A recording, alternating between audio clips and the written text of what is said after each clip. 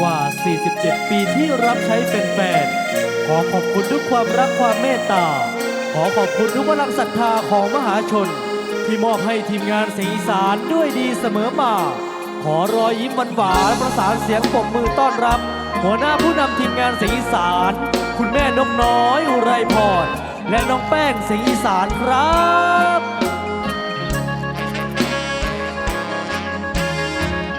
สองเสียงเคียงคู่ร่วมสู้ทุกภัยชะโลมหัวใจให้คลายเงียบเหงา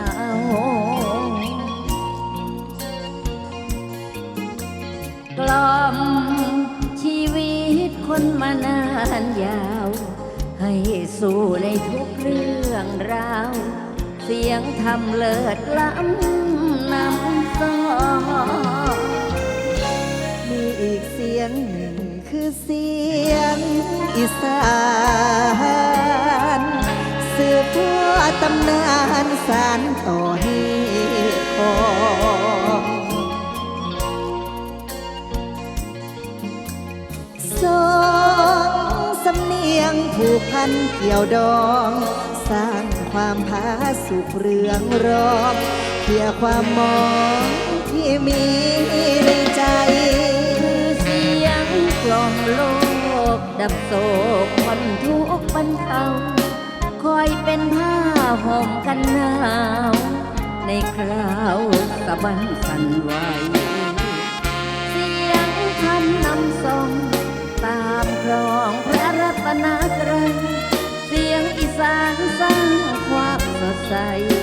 ผ่อนคลายความทุกข์ระทมสองเสียงเคียงคู่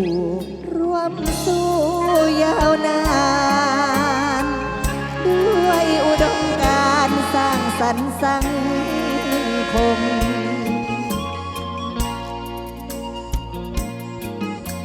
กล่อมหัวใจให้คลายโศกตรมทุกคราวที่เจอคลื่นลมสำเนียงสองเสียงประคอง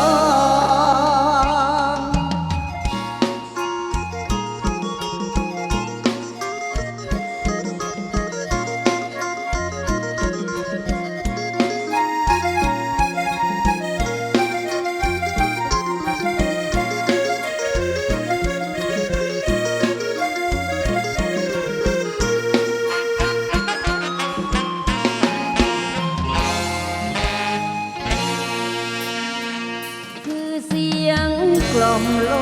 กดับโศกผ่อนทุกข์บรรเทาคอยเป็นผ้าห่มกันหนาวในคราวสะบั้นสั่นไหวเสียงคำนำส่ง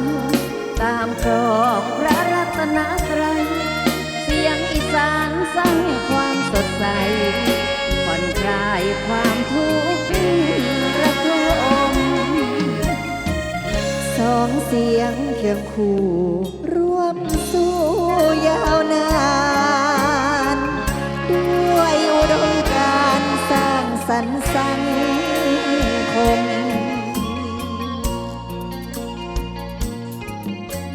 กล่อมหัวใจให้คลายโศกตรม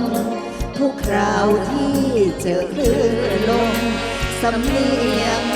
สองเสียงประคอง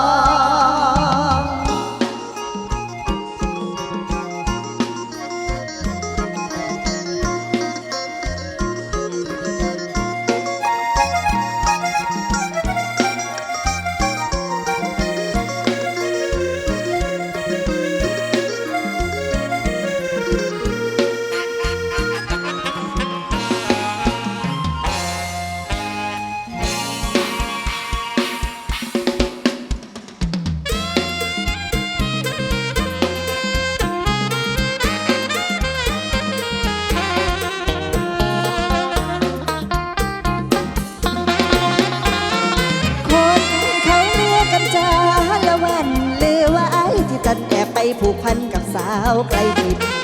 หลายคน เขาเอ่ยว่าพี่จะไปเป็นเคยกระบิน เรื่องจริงหรือเปล่าที่คนเขากล่าวให้น้องได้ยิน อยากถามไม่ทราบไปสิ้น อย่าเล่นลิ้นนะพี่จันสาวมูลก็มีสาวฝั่งชีฝั่งโค้งก็มากฉะไหนจึงจะตีจากหารักต่างแดนคว้าแฟนต่างบ้านพี่จันฝากใจข้ามเขาใหญ่ไม่สนอีสานดอกคูณเสียงแค้นสิ้นบนครั้งพี่จึงห่างหันไปสนชอบคนไกลบ้านโทเอ๋ยพี่จันช่างหลายใจ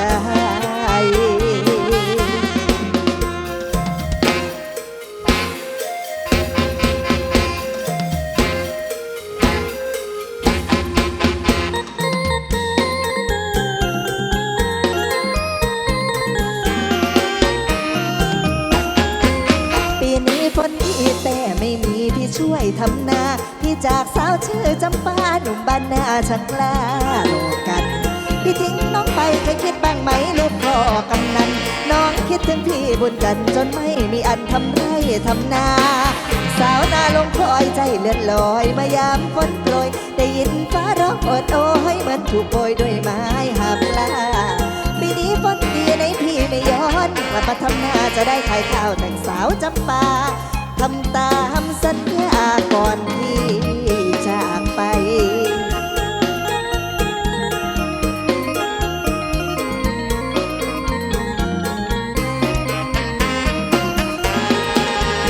จังใดคือจังไรลืมหิมไว้ลืมหิมสาวอีสานบ้านทองและเด็กพี่ชายเอ๋ยพี่บุญจันทร์บ่คงบ่คำบ่มากำลักแก้วหาวพี่จ๋าพี่จ๋าพี่สังกาเป็นกาวลืมสู่เก่าแฟนเดิมให้ส่งเสริมกันมาพี่ปล่อยจำปาให้ใจแป้วใจแล้วย้อนวันชายแคมบ้านแก้วบ้านพี่บุญจันทร์โหดสั่งพอกินกะบ้างเอ่ยยานแต่ตกคุมหายานแต่ห้างทั้งที่บ่ได้ดอกแต่งงานและเจ้าผู้แก้มวันลูกไส้กำนันใจดำเด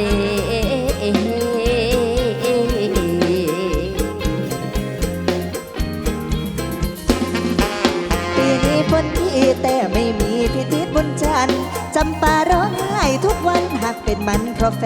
นฝนมาฟ้ามนคนที่เรารักก็ช่างเกเรสงสารตัวเองหลายเท่แฟนไม่กลับมาจำปาผู้หัวใจ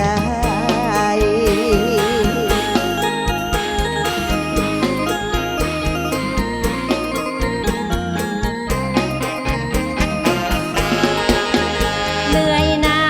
ยแค่ละได้นะอ้ายบ่แลเหลียวเทียบบุญจันทร์คนเดียวเฮ็ดให้นางโดนเยอะฝนเลยไอ้ฝนฝ่าสั่งมาตกดีสั่งเหมือนน้ำตาคนหลังสาวจำปาผิดหวังนั่งเฮ็ดหน้าซอยมอยซอยมอยน้ำตาย่อยอยู่วางโพนละบ้านบ้านน้ำหล่นลีไหลลงลำเจ้าสีเอ่ย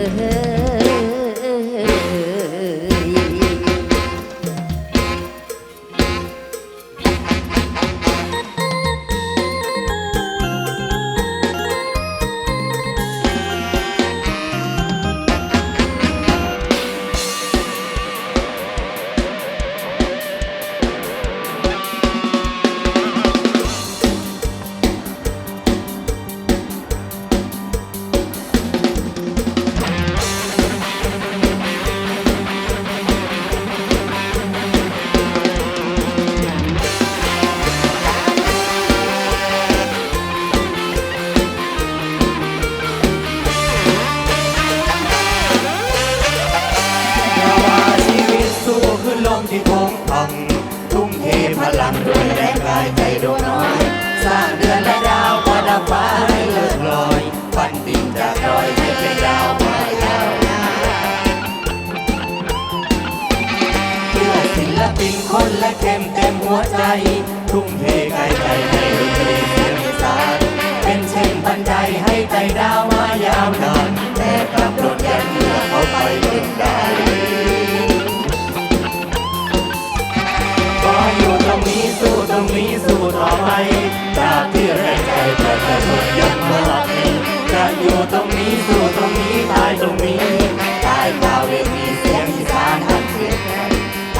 เวทีเสียงอีสานอันเปลี่ยนใจอย่างนกตัวน้อยที่เหินลอยบินและลงผ่านความทุกข์ทนอุปสรรคแทบขาดใจแก้มหลังน้ำตาหลังเวทีมาเท่าไรใครจะเข้าใจชีวิตฉันบนพันดาวใครจะเข้าใจคนปั้นดินใครเป็นดาว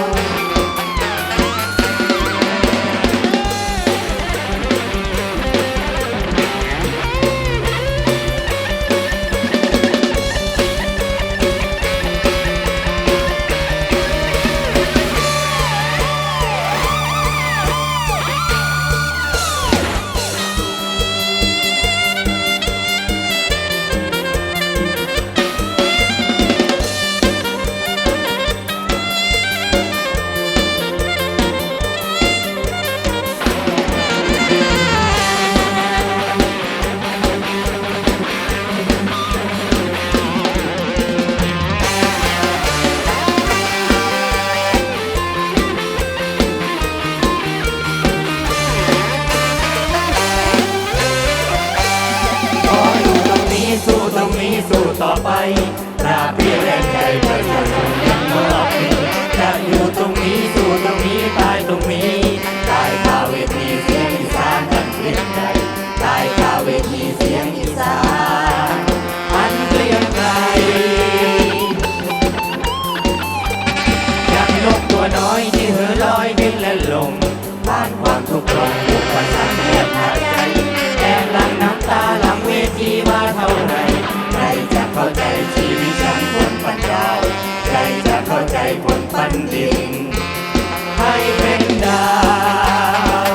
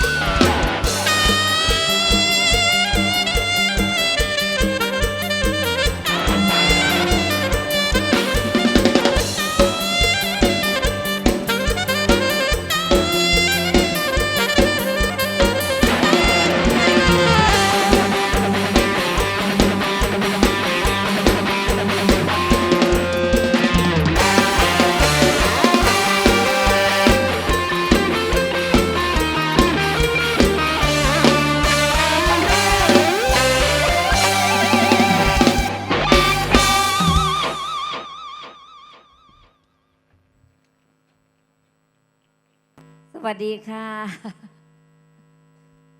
เสียงตบมือคือยอมเย่าแต่พี่น้องจ้าสวัสดีค่ะโอ้ยจะเป็นจำกัดขักเนาะขึ้นฮอดเด้อพี่น้องเด้อขึ้นฮอดค่ะขึ้นฮอดขึ้นถึงพี่น้องอยู่ดีไม่แห้งย่ายนกน้อยลูกหลานบานตองหาทรงต่อจากรุ่นสู่รุ่นให้พี่ให้น้องได้สนับสนุนให้กำลังใจกับลูกๆหลานๆในพ่อสอนีชั่วโมงนี้ผ่านโควิดมาได้บืนลมบืนตายเอาบัดนี้ได้ทำมาหากินแล้วกำลังใจอยู่ใส่เนาะค่ะ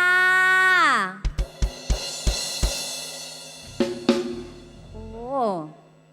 มารอบนี้ปีนี้แม่ยนกหมานลูกไส้หมานคักหมานแน่พี่น้องเฮากับนางเบิงคักจ้องสะกอนวสันสิให้คะแนนเท่าใดนั่งใดอีหล่าเว้ากับพี่น้องไปนั่งแป้ง สวัสดีค่ะน้องอีสานค่ะท่าหยาดแม่นกหน่อยอุไรพรค่ะรายงานตัวกับพี่กับน้องค่ะ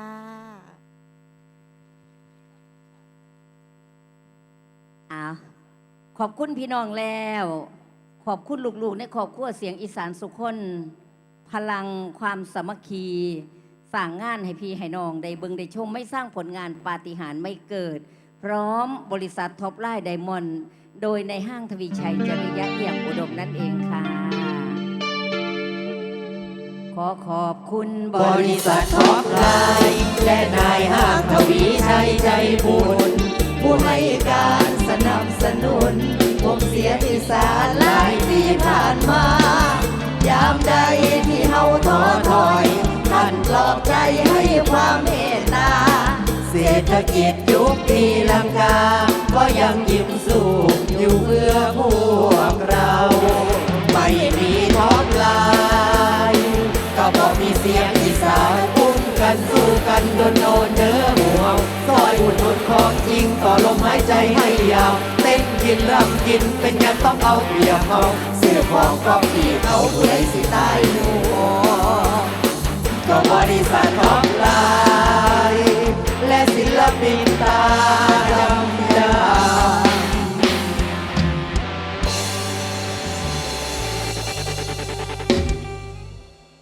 สวัสดีครับ กระผมพระเอกเก่าไอ้เท่าทารก หนุ่ม3,000 ปี พ่อใหญ่ชาลีฮอลิเดย์กราบโล่งแทบตักวิรักแฟนเพลงกันจะกราบทุกตักก็คือจิบ่ไหวดอกเนาะกราบตักเดียวกับพ่อแล้ว บ่ไว้ดอกเด็กวันนี้มันกินออก ขนมปังโกเบตอิ่มคุ้มเต็มคำจัดมาเต็มทีมันคนละเซตนี่เธอที่ลงไปขายเพิ่งในเซตหนึ่ง โอ้ อันนี้ไม่ได้บาทนี่บาทนี่ขนมถุงใหญ่เลย ตุ๊กตาตัวหนึ่งแถมให้ชุดนี่200 บาท โอ้ ตุ๊กตาหมอนล่องข้อ เป็นได้2 อย่างเป็นตุ๊กตาเป็นหมอนล่องข้อได้ อเนกประสงค์มากเลยเนาะ ครับ อันนี้ ค่ะ ได้อันเดียวกันเนาะแล้วก็ขั้นจัดเป็นเป๋าที่กระเป๋าละ100ของดีใช้ได้นานทนทานไม่ขาดง่ายขนมปังโกเบตอิ่มคุ้มเต็มคำถุงละ100 บาท เชิญฟรีเชิญน้องสนับสนุนเด้อ เตรีย ขนม เสบีย ปัง ไว้ โกเบตอิ่มคุ้มเต็มคำ ของขวัญในวันพิเศษ ขนมปังโกรเบตอิ่มคุ้มเต็มคำ ขนมปังโกเบตอิ่มคุ้มเต็มคำครับ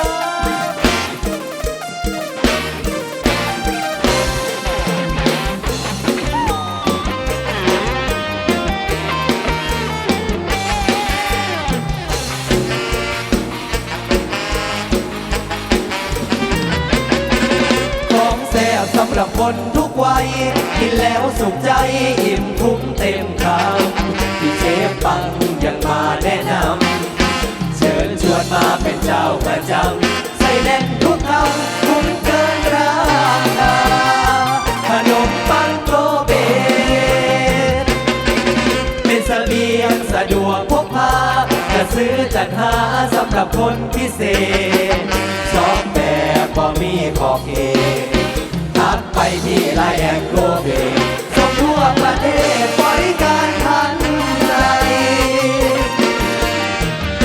ใส่งากระแสบตัวดำกระแสบใส่เผือกกระแสบโมจีกระแสบหมูหยองน้ำสลัดจัดให้แซ่บแซ่บแซ่บเบิดทุกใส่ได้เบิดทุกแบบแซ่บทั้งหลายเด็กน้อยผู้ใหญ่กินได้ทุกคนโอ้นอพี่น้องเอ๋ยขนมปังโกรเบตเกียรติพี่เมียมเตรียมไว้เพื่อพี่น้องเป็นของกินอุ่นทองเป็นของขวัญกะไดตักบาตรกะไดใครลองก็ต้องติดใจเด้อน้องพี่น้องเอ๋ย ของขวัญในวันพิเศษ ขนมปังโกรเบตอิ่มคุ้มเต็มคำ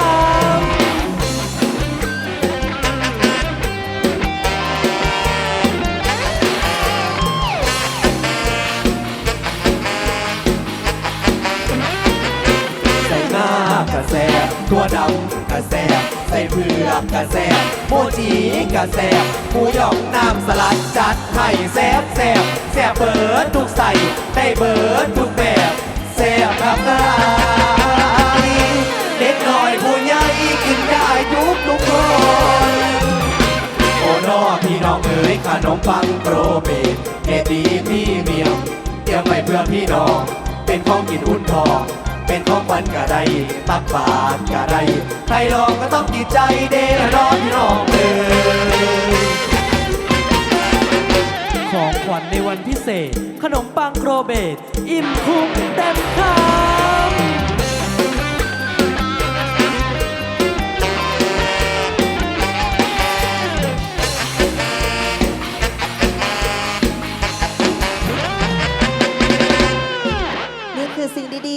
มปังโกรเบตอิ่มคุ้มเต็มคำค่ะ ผู้สนับสนุนทีมงานเสียงอีสานในฤดูกาลนี้ค่ะ ฝากพี่ฝากน้องไว้นะคะ สามารถสนับสนุนขนมปังโกรเบตในราคาโปรโมชั่นได้ที่คุณพ่อชาลีนะคะพอชาลี พอชาลี มาแต่งตัว ค่ะ คือพอมาขายขนมปังแล้วปะเนี่ย ขึ้นมาทั้งงานว่าหันไม่ใหญ่จนตื่น ค่ะ เอาท่านสิขึ้นมาอย่างนอนนี่ว่า อันพ่อนี่บ่มผัวอีอ้วนนี่ พอย่อมาจากหยัง ผัวอีไรก็ได้ ให้หัวน้ำกลนเลยเด้อขออนุญาตหัวน้ำกลนเลยเด้ออะขอบคุณค่ะ ขอบคุณพี่น้อง ขอบคุณผลิตภัณฑ์ ซึ่งร่วมเดินทางสนับสนุนทีมงานเสียงอีสานทีมงานเสียงอีสานค่ะขนมปังโกรเบตอิ่มคุมเต็มค่ำผงซักฟอกเป่าซุปเปอร์ ผลิตภัณฑ์ฟอเร่น้ำยาล้างจานโปร เครื่องดื่มคิวมินซีผลิตภัณฑ์ดีคอเจนเม็ดยา3 ชั้นนั่นเองนะคะ พร้อมทั้งพระเอกลูกๆของย่ายนกหน่อยปีนี้มากด้วยความสามารถ แสดงให้พี่ให้น้องได้เบิงได้ชม ลบออกลบเข่าอยู่นี่ จนสอดแจ้งจนหอดหน้าที่สุดท้ายพูดแล้ว อันนี้บ่ฮันในเบิร์ดได้อค่ะ ออกมาบ่ฮันในเบิร์ด ฮะ ยังอีกอยู่ ต้องเพิ่มรถบัสอีกจะขั้นบ่ค่ะ อันนี้ล่าสุดได้ยินมาไม่ชัวร์นะ ค่ะ 9 ตัวบ่สั่นเอาไม่สั่งไม่มาอีกบ่พ่อพระเอกขนกันมาอีกนี่เฮ็ดจังไดคะสิบ่ได้เอารถคันหนึ่งพุ่นติค่ะ แกไม่มาค่ะอะวาดพ่อใหญ่ซาลี่ผู้จักอยากได้อยากดีอีหลีหมอนี่สนับสนุนเลยเด้อพี่น้องเอ้ยบักลาถ้ามาหากินเอาฮอดสิเฮ็ดหยังก่อนล่ะเอาเตยก่อนเนาะเตยจักหน่อยก่อนเตยจักหน่อยก่อนเอาเกี่ยวเขาดอกล่อแฟนซะก่อนไอ้ไอ้แป้งลองก่อนมือนี่เสียงท้องพันออก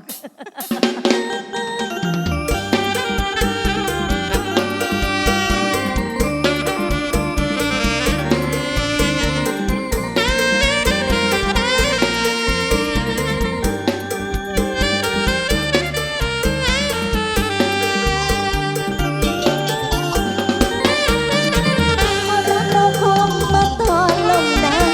วมาเห็นข่าวเบาสุขเรื่องสีทองอายเคยให้สัญญาจะมาเกี่ยวข้าวกับน้องก่อนเดือน12ลมลงคอยจ้องมองทาง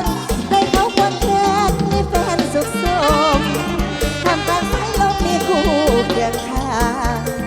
แต่น้องต้องยืนเดียวได้ห่างไกลมีแค่ต่อไปอยากรู้ใจคนเสียใจเป็นยังบ่จำสัญญาอยู่หน้าปีนั้นสัญญาอยู่หน้าปีนั้นเขาคุยกันอยู่ข้างคนคอยไอ้สาบานเขาบัดจอยๆลงคอยขึ้นนับก็แต่ดับหน้าแล้วสองแถวพาไอ้ไก่ห่างบอกว่าไปหารับจ้างเสร็จแล้วสิไว้ขึ้นน้องไม่ซ้ำซ้อนเจ้าข้าดอยไอ้ขังทงเจ้าเข้าห้องไอ้แม่งบอกคอยลงจุยอยู่บันไดคิดไปหอดคำคนลือคมเขี้ยวบาดมือเจ็บจนมีน้ำตาเขาบอกว่าไอ้อยู่ในเมืองหลวงเริงราลอยหน้าลอยตาควงสาวเที่ยวมาทุกคืนไอ้คงลืมสินอสัญญาข้าวดอกทิ้งคนรอสะอื่นคมเกี่ยวข้าวดอกรอไอ้พาใจกลับคืนคมเกี่ยวข้าวดอกรอไอ้พาใจกลับคืนถ้ามีคนอื่นช่วยส่งข่าวมาให้รู้ตัวอย่าตัวให้นางค่อยบันจออย่าตัวให้นางค่อยบันจอเกี่ยวข้าวดอกรอไอ้ไม่ตีไอ้โมกเขาที่เจ้ามานังจียันโยผู้เบาให้คมเกี่ยวข้าวไปน้ำตาไหลออกตาปล่อยราคากับผสมเทียนแพงลงใต้สีแสงอยู่ใส่หนอเลื่อมห่วงเขาทอแล้วปอ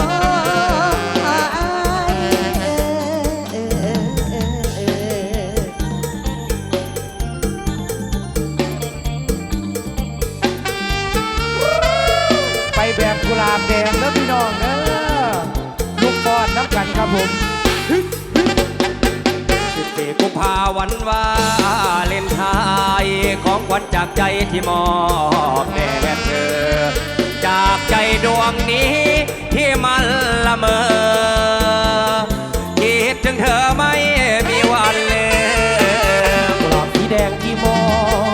แด่คุณเพื่อเป็นไออุ่นในยามคุณเอาฝากไปกระซิบหัวใจเบาๆเมื่อยามคุณเศร้าเหงาจงผ่อนคลาย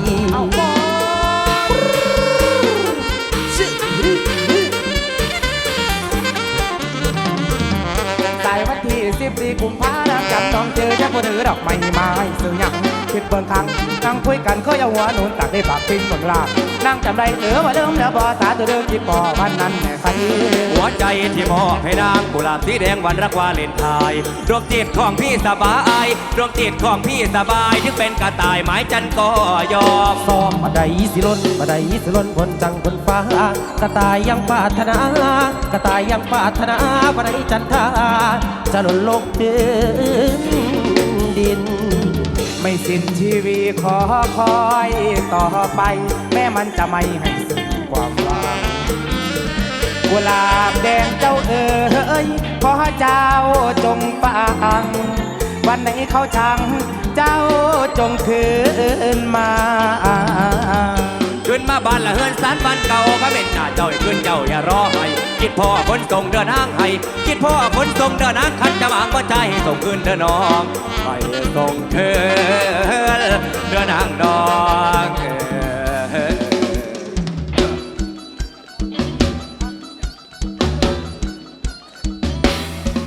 ขอจวดกันต่อกับผลงานเพลงแม่ห่างมหาเสน่ห์กันแล้วกันครับ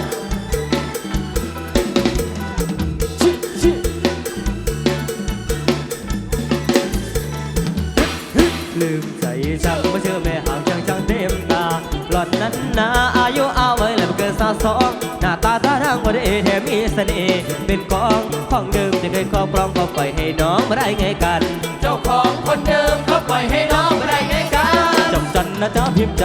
มองใดแล้วก็ดูรวมอันฝุ่นไฟนางคงแหลกลานหน้าไฟหน้าฝันหน้าพัวพันลายดีแม่ห้างมหาเสน่ห์จำกัดสาวๆนักเรียนมอแม่ห้างอยากเจ้าจำกัดสาวๆนักเรียนมอโอ้น้อไอ้คือต่อเกิดจันแล้วสาวแม่ห่างคนงามกำแพงเอ้ยเคยมีแฟนหน้าตามันธรรมดาละเกินแล้วนางนั่นเอ้ยเคยแปวเคยปันแล้วก็พอว่าก็เป็นตาขาหักไอ้ห้ามใจไว้ก็บ่ฟังนี่น้องเอ้ยไอ้บังเสยแม่ห่างคนไทยใจเมื่อเคียงไกลได้พูดได้คุยเว้า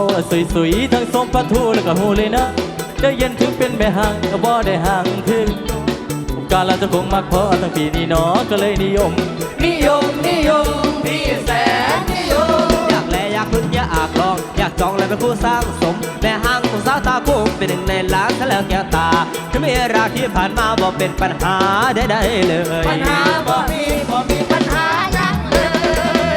เอาเบยโอ้สาวแม่ห่างนางมีน้ำมีดีอีลีเดอร์สมประกันนั่นปีคือสิ่งที่พี่ต้องการพอเคยถึงจองเจาะเคยถึกเจาะ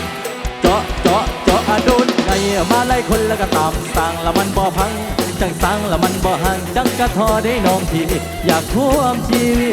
ตกับแม่ห้างสะเลพี่น้องเจ้า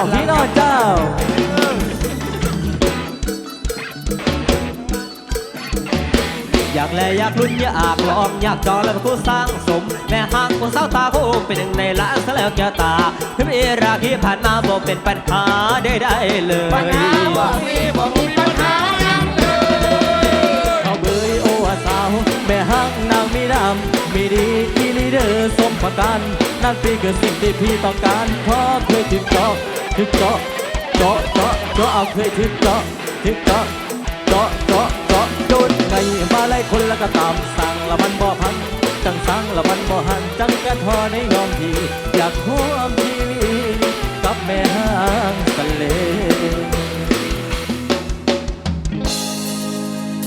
สนุกกันต่อชุดดำสบายแดง วัดกระเบิดระทึกมีผู้เดียวเด้อ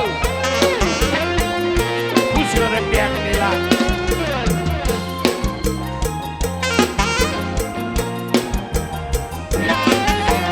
พบน้องเป็นประจำคุณเอาชุดดำถือสบายแดง เมื่อตะวันสิ้นแสงนั่งจองตำแหน่งโต๊ะหน้าเวทีฟังเพลงนอกบ้านจนติดปล่อยชีวิตเต้นตามดนตรีเบื้องหลังที่น้องเป็นแบบนี้ เขาบอกว่ามีคนทำช้ำใจ ให้ออกแสงแรงฤทธิ์ขับเพื่อชีวิตเล่นเป็นปีสไตล์สตริงลูกทุ่งหมอลำโบรักสีดำต่อโดยคุณลำใหญ่มอเตอร์ไซค์และห้างเบิ้ลเข้าไปยะรักเขาทำไมจนด้วยน้ำตาหมดแสง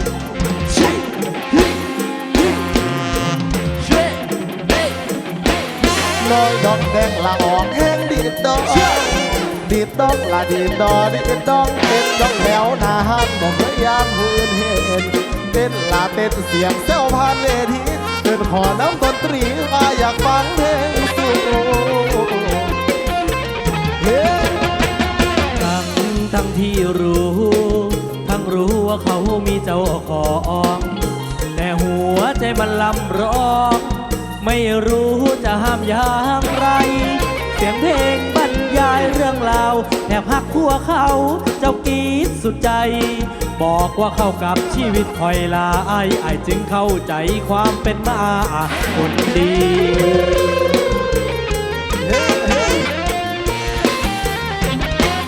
ตีสองร่วมกับพี่ตีสองทวนมีคนชวนกลับพี่ชีวิตเป็นเสียงดีเป็นแนวดีแต่โดนอายอยากคนหาบอลเธอวังที่ทนทางสีดำมาจากน้ำทางแจ้ง หัวใจเจ้าแกว่งอายขอเป็นคนเติมอยากสิพาน้องเริ่มเข้าสู่ชีวิตงามปิดฉากผู้สาวชุดดำมานั่งฟังลำกับอายยามบุญมานั่งฟังลำกับอายยามบุญ มีอย่างอุ่นอยู่ในใจบอกพี่มีอย่างอุ่นอยู่ในใจบอกพี่เสาเป็นเมียเสียงดีเป็นแฟนพี่ให้พาเพื่อนเอ่ยเสาคิดเยยปัจจุบันใส่ตัวเองหันมานอนฟังเพลงอยู่เดินสามน้อยยังอายคุณครับขอบคุณครับ เอาเกินสักน้องครับ เอาหน้าเวทียังว่างเด้อพี่น้องเด้อฝากซื้อตัวเขามาเบิ่งหมอลำครับผม เมืองจังฟังป่ากับฝ่ายทางอีสานขึ้นหอดตาหวานแฟนอายอยู่บ้านนาป่านนี้เจ้าคือสินั่งน้องน้ำตายามเมื่อใดป่าห้องหวนอยู่เทิงบุญ แนมฝนห่ำย้อยแดดอ้อยห้อยยามเมื่อแลงน้องคำแพงคือสิกุมใจสับสนถ้าก่อนลาถ้าอายอีกบ่โดนจะกลับมาหาหน้ามนอย่ามองมนเลยหัวใจ อายคือทอดเจ้า คือนางคือทอดพี่พออยากจากไรนี้น้องพี่อย่าเพิ่งเปลี่ยนใจ มาทำงานจ้าง เก็บเงินสู่ขอสามไว้ มีเงินทองเมื่อไรจะไปสู่ขอเอวบาง นั่งเบิ่งแต่ฟ้ากี่ฟางเอาเรียงรายน้ำตา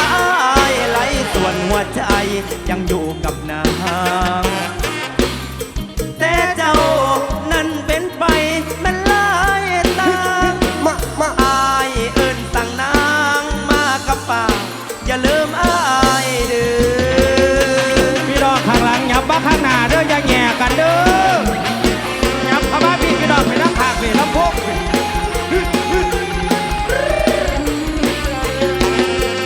นั่งเบิ่งแต่ป่าขี้ปากเอาเรียงรายน้ำตาไหลส่วนหัวใจยังอยู่กับนางย่านแต่เจ้านั้นเป็นไปไม่ไล่ตาม